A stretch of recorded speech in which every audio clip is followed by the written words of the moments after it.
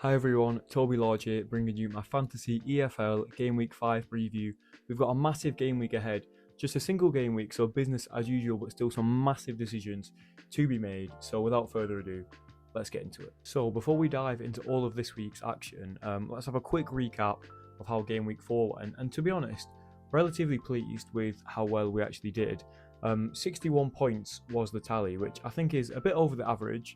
I think 61 in a single game week is fine. Some people hit scores in the 70s, 80s, and if you did, big up to you and congratulations. But also some people would have got in the 40s, the 50s.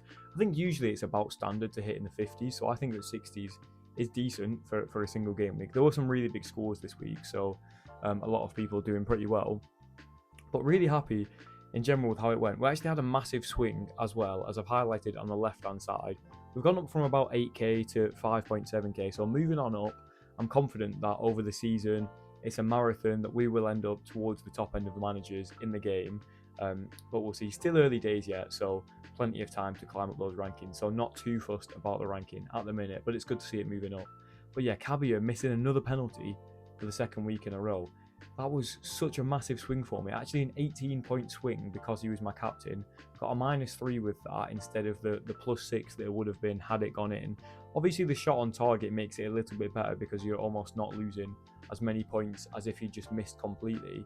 But it's still, if it went in, still would have got that shot on target without the -3 and with the +6 times it by 2. It's an 18-point swing. Would have been 34 points from him.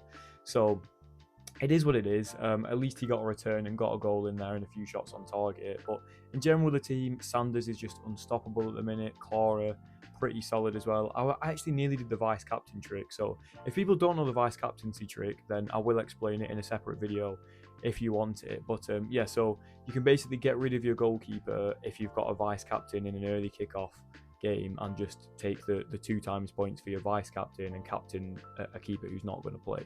So I'll explain it fully if we need a proper video on it, but I debated doing it. I think it worked out better not doing because I captained Cabia and he came through. But a close call, a decent week. I'll take it and move on and hopefully hit an even better tally in game week 5. So moving swiftly into the game week 5 club picks that I've highlighted here. I actually think it's quite a tricky week in terms of fixtures. I think that especially in League One, I think that there's a lot of games that you don't really know what way things are going to go. Not being biased towards Wickham, but I think that some of the teams down the bottom end of the table have a bit of a false position. We'll talk about that with Plymouth shortly. But a pretty tricky week to decide in between. This is sort of what I've gone with as my highlighted teams. But again, as I always say, there's so many options in Fantasy EFL, so I can't highlight everybody, unfortunately. But just starting with Huddersfield, because they are doing so well, second in the table, and their assets seem to be really popular. The Barnsley game I think is really tricky. Barnsley are one of those where I'm never 100% what you're going to get with them. So it's one of those fixtures that maybe I would stay away. I did say last week that I quite fancied Huddersfield against Stevenage, even though Stevenage were flying and tons of people were backing them. Huddersfield did come through with the win, so maybe I should have put my money where my mouth was and put them in my team. But it's good to see that decision making is, there or thereabouts. Huddersfield again this week. I would give them the edge over Barnsley, but it's a local derby. Anything could happen. Even more so than last week, I would stay away from that fixture just because I'm not too sure. But there is one or two of their assets that I don't think are too bad of a shout. But I'd rather save a Huddersfield pick when you've only got 5 to, maybe a double game week or something like that. Cardiff, I like the game against Plymouth. Plymouth did get their first win on the board, which I think was only a matter of time. These are one of those that I think could be in a false position. There's no way Plymouth are getting anywhere near the bottom of the table with the resources, the team, the funds that they have. It's just not going to be tolerated, and they're not going to finish the season down there. So I think towards the end of the season, you'd be looking at Plymouth as a really tricky fixture. Right now, they're down the bottom. You're like, maybe should I back it? Cardiff, because of how good their defence is and how good they've been, I don't think it's the worst shout in the world. And I might go for a Cardiff defender just because I think maybe it could be a 0-0, another 1-0 for Cardiff. But I'd imagine a pretty tricky game. But those defensive numbers, 0.76 expected goals conceded per 90 for Cardiff. That's just ridiculously good. So not going to, overlook that one. Coventry-Oxford. Coventry, are we being blinded by the fact they scored 7 goals in a game? I don't know. The Oxford game is a really good fixture. It's one of those, it's a great fixture, but because it's following up a 7-goaler, I'm almost like, do I really want to back it? Is it going to happen again? But there's a good chance that it might. On paper, brilliant fixture for Coventry, and their numbers are attacking data and their defensive data really good. Chesterfield, a bit of a mixed bag in terms of data, but the fixture against Crawley I think is solid. Don't mind it. Middlesbrough, Sheffield United. Middlesbrough's attacking data is just not good, but they're top of the league. They've not even had, on average, 1 expected goals per game. So in terms of a high ceiling, I don't think that Middlesbrough really have that at the minute, but obviously they're doing really well. Sheffield United, bottom of the table, again, are Sheffield United going to come last in the Championship? I would argue probably not. So it's one of those that I think is maybe, again, a bit of a false sense of security. I don't really like that fixture, even though it's first against 24th, which should be the best possible game. But because it's only 3 games in, I'm just not sure. But if you believe in the table, how it stands at the minute, I can see why you might want to back that game. Salford-Cheltenham, however, there's been 5 games in League 2, and Cheltenham have barely scored in any of them. I think they might have 1, maybe 2 goals. They've lost every game so far.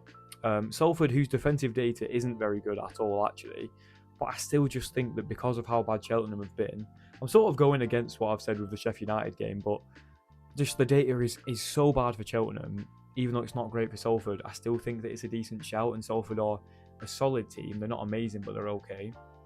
So quite like that one, a bit of a differential shout. Another differential is Southampton, who we all expected to be really popular in the end with this game. But they've not started too well, but their attacking data is unbelievable. They've had 7.5 expected goals, so 2.5 per 90 in every game so far. Their defensive data isn't great, but I think at some point it's got to click for Southampton. Their squad is full of quality. So even though it's a bit of a mid-table clash at the minute, I think that the Southampton could be worth backing, again, as a bit of a differential. And Gillingham, probably my favourite team out of all of them on there. They're 17 games unbeaten under Gareth Ainsworth. He's doing an unbelievable job. They just don't seem to be able to lose a game. Maybe it's a draw, a 0-0 draw waiting to happen. I just think that Gillingham are a decent shout. So away at newly promoted Oldham, I think is a good shout. So those are the clubs I've got at the minute. An honourable mention to Bristol and to Crewe as well. Crewe obviously top of the league, and Bristol City, whose data looks okay, and they've got Hull, who conceded 3 last week. So plenty to think about in terms of clubs. Those are who I'm liking at the minute, and just my thought process around it. Leaning towards maybe Gillingham, Salford I like, Coventry I like, Cardiff too. It's a tricky choice this week, but yeah, plenty to think about. Let's have a look at defenders now for this week, and I think that there's some really good options and some interesting ones to talk about. We've of course got to highlight Sanders first at the top of the page there. He's so highly owned now, creeping up to 25%, which is crazy considering you've got 72 different teams and their defenders to choose between, and nearly a quarter of players are backing Sanders. But I've added actually a new colour to the colour coding scheme. So that dark green is when it's just an impeccable stat, I think, or factor involved in things. And 17.2 average clearances per game for Sanders is ridiculous. That's 4 points a game, which is just unreal. Like, I'm not saying that's going to happen every week and I expect the numbers to drop off, but it's been 5 games now and he's still looking really good for them. You get the 2 points for the game, 4 points for a clearance. In FPL, 6 points would be like a return, wouldn't it? Whereas he's not even getting a clean sheet and he's averaging 6 points a game in terms of that. So yeah, it's ridiculous. If he gets a clean sheet as well as those, you're talking a really good haul. Even though the Walsall fixture is tricky, I just think that Sanders is a good shout, and he's had good attacking data. Got an assist this weekend, winning a penalty, and he's already scored a goal. So I think Sanders is such a good shout, even though the ownership is high and the fixture is tricky. That ownership is high for a reason. Joe Low, like I mentioned with the Huddersfield game, I'm not going to dwell on this because I spoke about it a lot before, but I think it's a tricky fixture.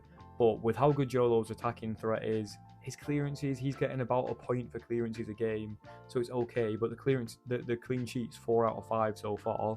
So maybe you want to go with Huddersfield in a week where they're a bit less owned to try and, you know, get a bit of a differential Huddersfield pick, even though they're not going to happen too often. Aluo from Salford, I love this one. He scored 2 goals already this season, and the expected goal numbers are brilliant for somebody playing 5 games. He did come off injured, I believe, in the 87th minute last game. So is there a potential injury there? If anybody's a Salford fan and knows about it, please let us know in the comments below. But his data has been really good at the minute. His clearances are mega.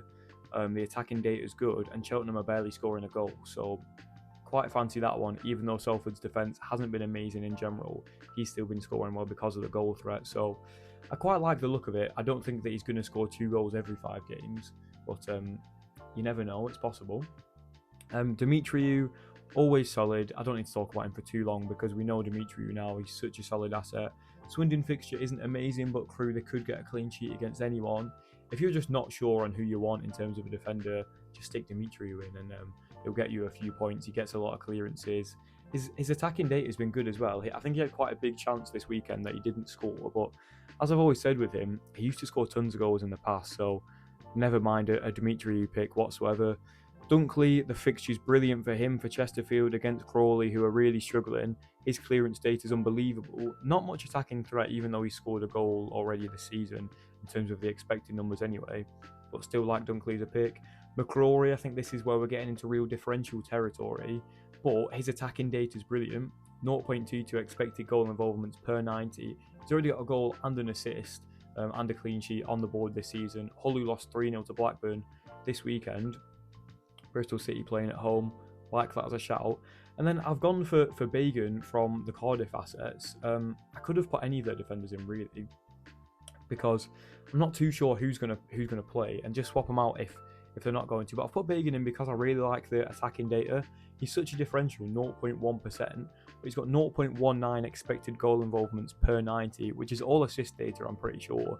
But still, it's still good to see playing from left back. I expect him to start again. He got subbed off early, which I would imagine he got subbed off early in the cup, which I imagine keeps him fresh for the game.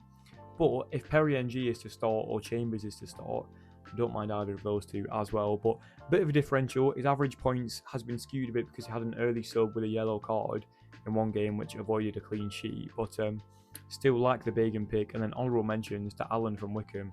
He's got 2 assists in 2 games so far in the last week, So quite like that as an outside shout, but Stevenage is a tricky place to go to.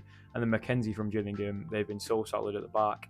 Their data is really good, so like that as an outside shout too. So tons of picks there. Genuinely, any 2 or 3 out of those defenders, I'm really happy with. So a tricky choice, and you'll see later on who I've gone with at the minute. On to the midfielders section, and genuinely, I'm so excited to talk about this section because there's a certain player in there. Those of you who watch my content will follow the content along on Twitter last year at FEFLTIPS. If you're not following me already, you will know that there's a certain man in there who plays in orange who is probably my favourite FEFL asset ever. But we'll talk about him a bit later on. Scott Twine is really popular for this week, and he's been flying so far. His expected numbers, I think, suggest that the data is going to tail off a bit. But I suppose when you're a free kick taker who's as good as Twine is, those numbers are always going to be a bit lower because obviously the expected goals from a free kick isn't great. But when it's Scott Twine, you're expecting him to score more often than most people. I genuinely think that Scott Twine might be the best free kick taker in the world. Is that an outrageous take? I don't even think it is. I think he could be the best person out there for it. So if he gets a free kick, he's looking dangerous. He's a solid asset, and 13 average points just can't be ignored at the minute. So if you're going for him, I really don't mind it. Isaac Price just keeps delivering. Got another assist this week. Only 6 points this week, but his average is still unbelievable. 3 goals and an assist in 3 games is great. The expected numbers are great. West Brom playing well, but Stoke is a tricky fixture, so that might put you off. Stoke top of the league, looking really good at the minute. Redoni had just an unbelievable week for Coventry. 7 goals scored against QPR. Oxford again, like I mentioned before, it's a good fixture for Coventry, so maybe you're looking at Redoni. Cabia, have I learnt my lesson? 2 penalties missed, 2 games in a row. I feel like he's probably going to lose his penalty duties now, because I think he's only scored 1. Oh no, he scored 2, but he's missed 2. So I don't know, maybe he keeps them. But 2 games in a row with missed penalties, I'm not sure if I can do it to myself. But his expected data because of the penalties is just so good. And he's a striker playing in midfield. I don't know. I want to go for him again. You can probably tell that I'm really torn with him as an asset right now. Plays against United tonight, as I'm recording this. Maybe this will go out in the morning or the evening, I'm not sure. But hopefully he gets to score a penalty in that game, and then he gets penalty duties back. But next up from Cabia, Albie Morgan. My boy, that's who I was talking about before. I just love this guy last year. His routes to points are unbelievable. I know that he's not had any key passes and not many shots on target yet, but he's only played 3 games this season, so his data is from a little bit of a smaller sample size. 5 interceptions. He's so good for interceptions. He pops up with goal contributions quite a bit. I think he got 14 goal contributions last year. I've got it written down somewhere. I think it might have been either 5 goals and 9 assists, or the other way around, 9 goals, 5 assists, something like that with Morgan. But yeah, a lot of attacking threat, a lot of interception threat. The routes to points are brilliant. So Albie Morgan's back playing for Blackpool, and I think he might be back in my team. Walton now, a big differential for Accrington. Shrewsbury are struggling. They are looking pretty rough, and he scored 3 in 3 games, I think now. Scored again this weekend. Great expected data. Love Walton as a bit of a differential, even though Accrington are struggling. And then Cantwell for Blackburn. This one's just classic playing against their ex-team. Cantwell's played twice this season, scored twice. He's going to be on penalties, I'm pretty sure of it. And playing against his old team, it's just one of them. Is it written in the stars that Cantwell scores against Norwich? I think it might be. And an honourable mention to Sorba Thomas as well for Stoke, who are just absolutely flying. So, as I mentioned with the defenders, I love all these picks in midfield. I think that these picks are just, you're going to see tons of different teams with loads of them in. Morgan, I think, is definitely going to be in my team. I'm actually leaning towards Cantwell, just because I feel like playing against your old team gives you that edge, especially when he's been in really good form. But I love the Twine pick, I love the Price pick, and I'm still thinking about Cavia too. Now for our selected Game Week 5 forwards, and we've actually had a bit of a new look forward section here, because we've got quite a few names who I haven't included in the past, because there's so many forwards who are just doing unbelievably well at the start of the season with like a goal a game or so. Obviously these numbers tend to dip down towards the end of the season as we get deeper in, but there's a lot of players playing really well. Dennis for Notts County we must highlight, because 4 goals and 2 assists to start the season is ridiculous going. That is so good from him. And 7 shots on target is just great for point scoring. 8.8 average. The only thing that makes me worry is that expected data. Is he overperforming himself at the minute quite a bit? Probably. He's had 6 contributions in 5 games, whereas he's not even on course in terms of expected data for 1 in 3. So I don't think he's going to keep it up forever. But when you're in the form that he's in, you just can't ignore a player like that. Cheek, I think then he's on the other side of things, where he's only got 2 goals and an assist, but his data is really good, the 0.57, which suggests, he should be getting something more than every other game, which, to be fair, he's on course for about that. I think he'll keep scoring at a steady rate, and he'll probably get 20 odd over the season. So, really like Cheek. I like Cheek as a pick. I say it every week, but I like Cheek in any week.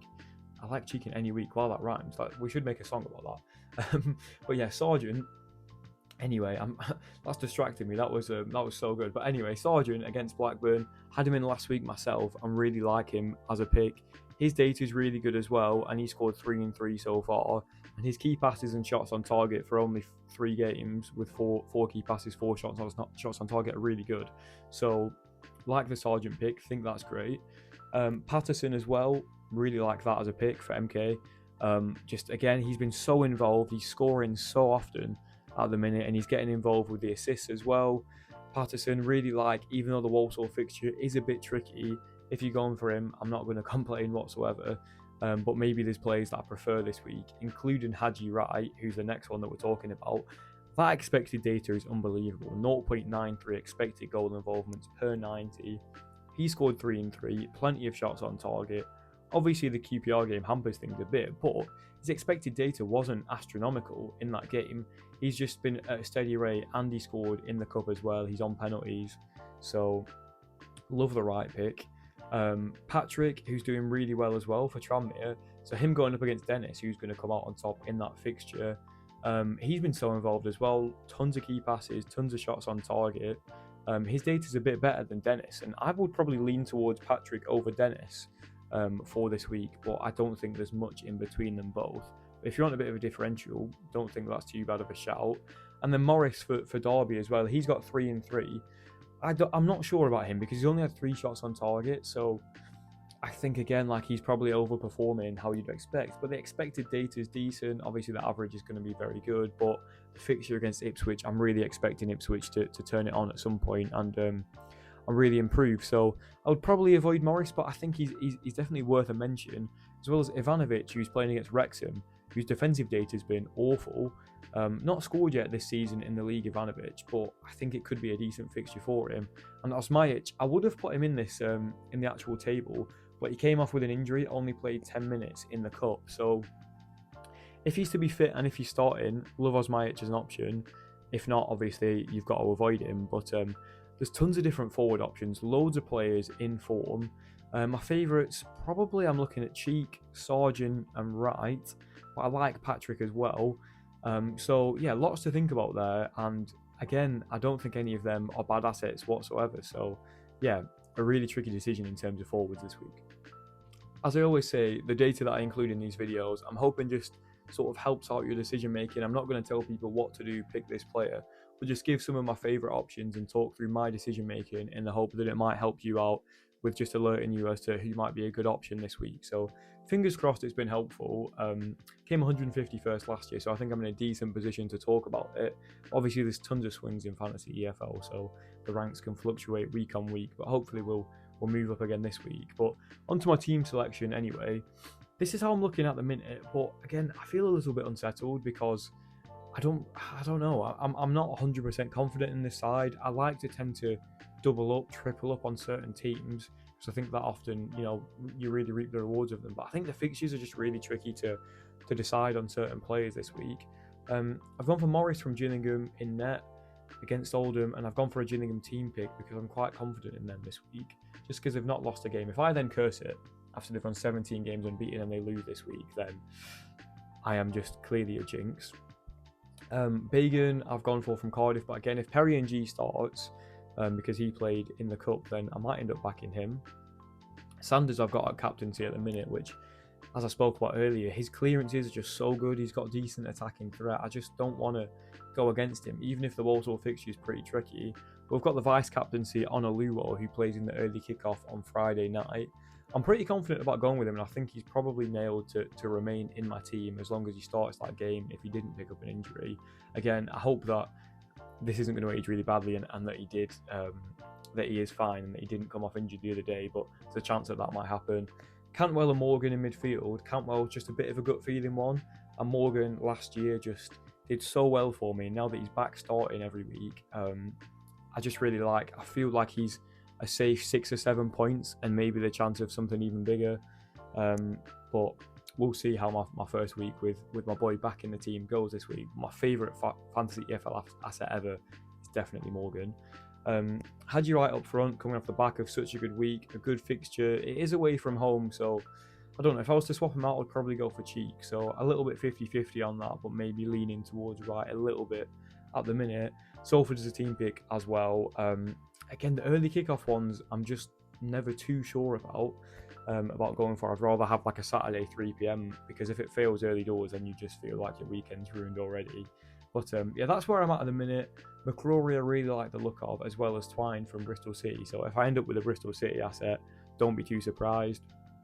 Cabia, I can't do it to myself again, can I? I've got to stay away, but I'm like itching to put him back in for Cantwell because him and Morgan would feel like a good midfield, or maybe even to take Bagan out and put him in and go for the midfield three.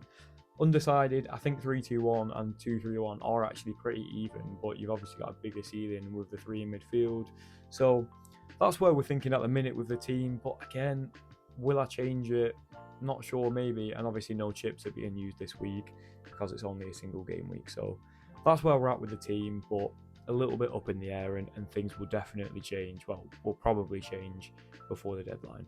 Keep a lookout as well on my Twitter because yeah, I'll keep updating things on that. That's all for my fantasy EFL game week 5 roundup. Hopefully all the data has been very helpful. If you're not in our league at the minute as well, join with the league code. It's in the bottom corner there, FEFLTIPS. Just type in, it's what my Twitter handle is as well. If you've not followed me over there, please do so because I'm always posting. I'm always spamming about fantasy EFL, especially on a Saturday. So yeah, that's just what I'm thinking. There's tons of data. Again, the single game weeks I just think are probably the trickiest to decide over a double game week because there's just so many different options, so many different variables that could affect if you have a good or a bad week. But feeling good with the team at the minute, but again, things might change. Thanks so much for the support on all the content at the minute.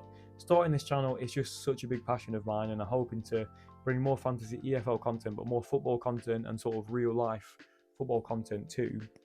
So I'll try and keep bringing the vlogs. If you've not watched my vlog from Wycombe Reading, please go and check that out as well. Hit the subscribe button and put your notifications on as well if you haven't done already.